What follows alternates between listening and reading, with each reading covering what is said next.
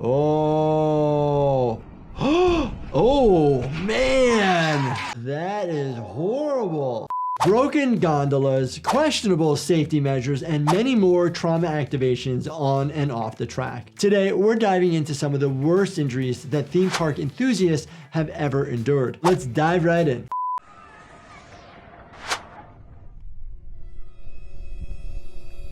I don't like these things at all. Why would you want to do this?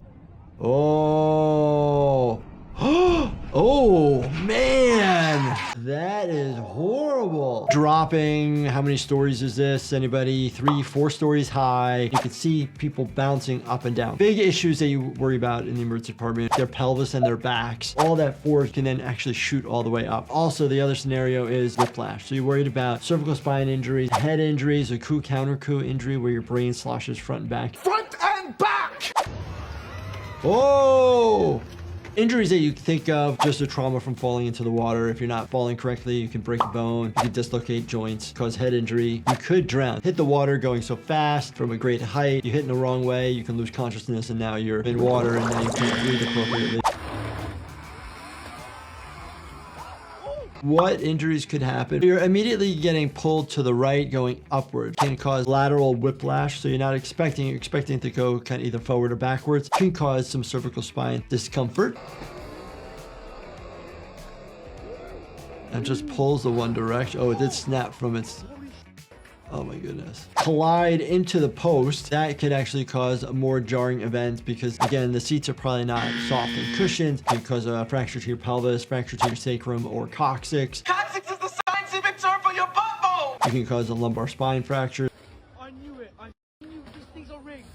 These things are rigged. These things are rigged. I don't think they're rigged. I don't think they want something bad to happen. That's a massive lawsuit. Anybody on the ground can get hit by that bungee flying because you can see this extra rope, and if that gets whipped around, it can actually cause lacerations, decapitations, or even loss of limbs. Less than 24 hours earlier, passengers were thrown into the air. Oh! Carnival ride malfunction. Before the ride could reach its maximum height of 22 meters or 72 feet, one of the gondolas containing 4 riders suddenly detached from the rest of the ride. Getting thrown and then smacked by other, people in metal chairs, basically. You can cause bruising, you can fracture some bones of your legs or arms or even ribs. Due to the way the gondola fell, 2 of the riders inside were thrown out and into the gondola across from them. The other 2 riders remained inside the detached gondola. The 4 riders in the gondola across from the one that detached escaped with minor injuries. Minor injuries meaning maybe bruises, lacerations, abrasions, contusions, those sorts of things. Maybe some large hematomas. The riders in the detached gondola had major injuries, but did recover. The biggest thing you worry about when it comes to significant injuries is usually related to people's head or breathing, basically. You have these hard pieces of plastic around so you can smack your head and lose consciousness, internal bleeding, subdural hematomas, which are probably the most common type of injury here. And then you always worry about somebody's airway. Did somebody fracture a rib, puncture their lungs, that sort of thing. 10-year-old Caleb Schwab was visiting Schlitterbahn in Kansas City when he climbed the metal stairs to the top of the world's tallest water slide. The boy did not survive the ride, suffering a fatal neck injury. Probably a high cervical spine injury interfering with the apparatus relating to heartbeat or breathing, or both. Probably either a whiplash injury versus did the individual fly out of the boat itself. A carnival ride is out of Oh, I've seen this before. Something very familiar about all this. The base starts coming apart as the operator leaps off. The magic carpet ride goes round and round. The entire structure is swaying in the opposite direction. It looks like it's about to topple. Oh, you see the whole thing just shifting. Brave Good Samaritans rush in to help. You want Good Samaritans to do this, but anytime EMS gets on scene, and if the scene's not safe, they have to be really careful and use their judgment to engage versus, pull back for a second. Look at them risking their lives, and they push back against the collapsing railing. Finally, it comes to rest. Remarkably, there were no injuries. Could you have whiplash as it's trying to fix itself, getting torqued in the wrong direction? Potentially, yes. You can actually cause cervical spine fractures. You can cause ligamentous damage. Sometimes we'll have people come in with neck pain. We get images that are negative, and then we need to get MRIs because they might have spinal cord injuries without what we call radiographic evidence. She fell into the arms of an angel. I yelled up to her, "Let go, I promise I'll catch you." Matthew Howard is the brave dad who caught the 14-year-old girl. Looks like you're a good 15, 20 feet in the air. Falling from that height, if somebody doesn't catch you, if you land on awkward ground, you can actually snap over top of that. I've seen people fall from this height and snap their vertebrae in their back, can fracture a rib. Even from this fall, if somebody tries to catch you and they squeeze too hard, you can actually crack a rib. Her neck is stuck. You've probably seen the harrowing video. She's dangling off the sky ride at Six Flags near Lake George in upstate New York.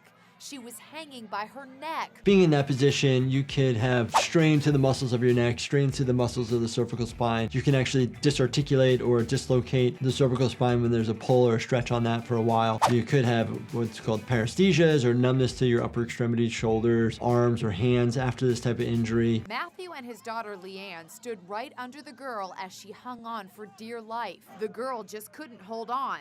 But Matthew Howard was ready. Anytime you have these type of falls or injuries, you want to get checked, you want to get just a head to toe physical assessment, make sure that you're okay, make sure you can walk and everything feels normal. This morning, this 11-year-old girl is in a medically induced coma after a horrifying accident on a carnival ride. Coma in general, a term that we don't really use too much at the hospital. Basically, when somebody is alive, heart beating, and breathing. When somebody says it's medically induced, that just means we're giving you a sedative and we're keeping you asleep for many different reasons. And usually when we're doing that, we also have a breathing tube in for you. Elizabeth Gilreath, seen here smiling just seconds earlier, suffering a fractured skull when her hair got caught in the spinning attraction called the King's Crown. Fractured skull sounds very scary. A lot of times, depending on where the fracture is, it's cracked, but not something that needs to be hardwared down, so to speak. Sometimes if there's a massive defect and there's a concern of the underlying structures, then they might put like a metal plate in. Now 11-year-old Elizabeth,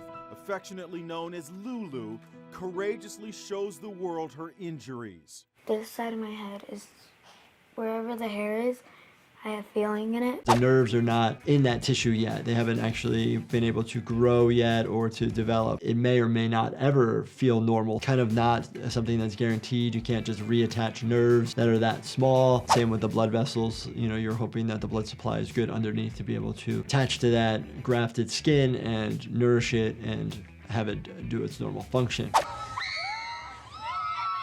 Okay, first off, I am not a theme park ride type of guy. I've been on roller coasters, I've done it, I usually close my eyes. When I was a kid, I had perforated eardrum, got a new eardrum. Works great, but totally still messes with my like equilibrium relating to like these rides, and I don't like the stomach sensation. I know some people love it. Oh my gosh. I don't see anybody going flying, which is great, but quick changes of direction. What type of injuries would you have? Most of this is going to be related to whiplash injuries related to your neck. Most common is a car accident where you get rear-ended. You can get injuries to the cervical spine during these motions. How is that even a thing? You can fracture a hip, you can fracture your pelvis, any of the vertebrae in your spine. Those seats aren't the most comfortable. They're not there to absorb shock. They're there to keep you in place. The bungee rocket ride. No, thank you. What was that? Oh. Whoa, the person on the bottom's legs are dangling. It almost looks fractured and broken. What would you end up doing? Obviously, get the people out of harm's way. You would put this individual on a stretcher if they're having pain. You're going to end up giving pain medication if there's pain to this. You're also going to be getting x-rays, splinting this, and seeing if you need to involve the orthopedic surgeon or the ER doctor to reduce it, meaning put it back in the appropriate anatomic position if it's dislocated. A thrill-seeking ride at a Florida amusement park ending in tragedy after a 14-year-old boy suffered a deadly fall Thursday at Icon Park in Orlando. I always say if you fall greater than 3 times your own height, it's a trauma activation. Common injuries that you see from people falling, people try to land on their feet, so they're going to have fractures of their calcaneus, which is your heel. You can have a tib-fib fracture. If anybody ever complains of back pain, you have to check every single vertebrae to make sure that there is no fracture because the energy can go directly up. As the ride plummets toward the ground, the teenager can be seen falling. According to its website, Orlando Freefall stands at 430 feet, making it the world's tallest freestanding drop tower. If you're not falling directly on your feet and you fall elsewhere, there's no give to it at all, so just compounding directly on that area, increased risk of fracture, dislocation, as well as internal injuries of ruptured organs, bleeding inside, punctured lungs, and even just straight up cardiac arrest. New at 11, dramatic video of a deadly amusement ride collapse in India. One police officer inspector was killed while trying to rescue people. This is really important. One of the first things they teach you in pre-hospital healthcare, EMTs, paramedics, first responders, is your own safety first, unfortunately. You do not want to put yourself in harm's way. You have special skills and training to help other people. So if you're not around, your skill set is now gone. The tsunami swing carrying 26 people suddenly came loose after rotating on its own axis and hitting the ground. 9 people were injured and taken to the hospital.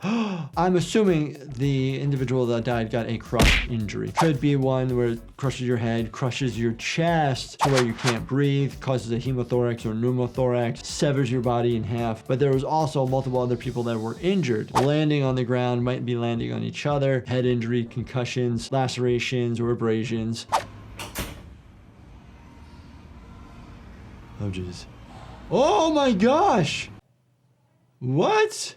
What? Falling backwards, bounced on probably the head, either the back of the chest, and hit hard. I'm worried about a skull fracture, intracranial bleeding, cervical spine injury. You're really worried about airway. A lot of times you'll see split open scalp, so you're seeing like the skin is open. Then the skull itself, is it fractured or not? You won't be able to see that on exam unless brain matter is coming out. June 28, 2008 was just like any other busy Saturday at Six Flags over Georgia. Lines for all the rides were long, but the line for Batman the Ride was especially long. The group of boys attempted to get ahead of the line by jumping over some fences around the ride. Please don't go into these areas. People climb fences, end up in bad scenarios. People walking train tracks, going over underpasses or overpasses where they shouldn't be. Areas that a person is not supposed to be, and bad things happen. Security ran over to the boy in the ride area. By the time they got there, they saw one boy running away rapidly from the ride and another boy laying on the ground motionless as the coaster train flew by. Security secured the area and found that the guest hit by the ride was decapitated. Oh no! What? These don't typically come to the emergency department because there's no further resuscitation that can be done. Somebody who has been decapitated is going to be instantly deceased. The ride is an inverted coaster made by B&M.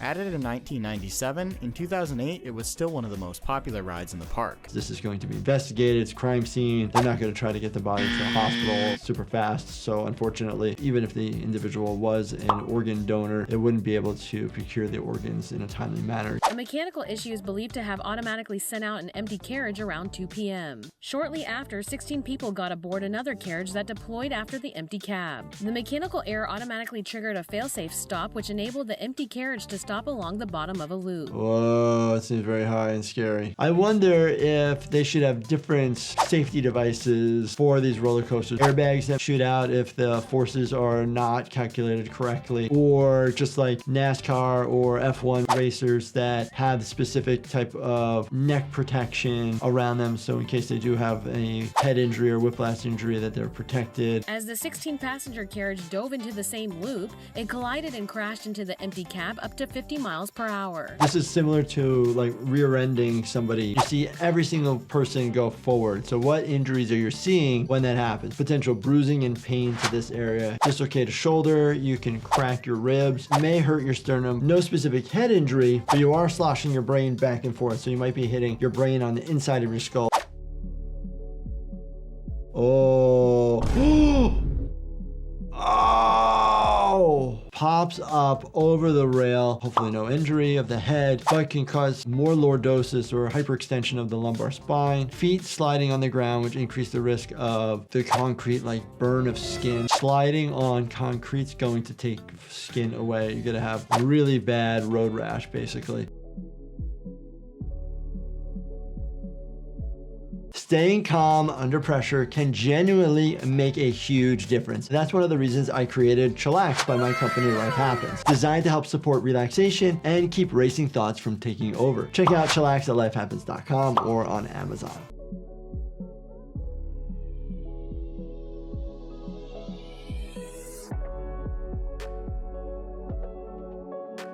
Surprisingly that it got up like that, which could happen. You're still landing on a hard surface as you're cruising down, so you're still gonna have some discomfort. You may have some ecchymosis or bruising, but the likelihood of a fracture in an otherwise healthy individual is probably pretty low, but you still need to check it out. If you enjoyed this and you want to do more theme parks, let me know in the comments. Don't forget to check out this playlist right here, binge watch everything. Please subscribe, it helps the channel grow. Turn on your bell notifications and hit your like button for me. Thank you so much for watching, and stay healthy, my friends.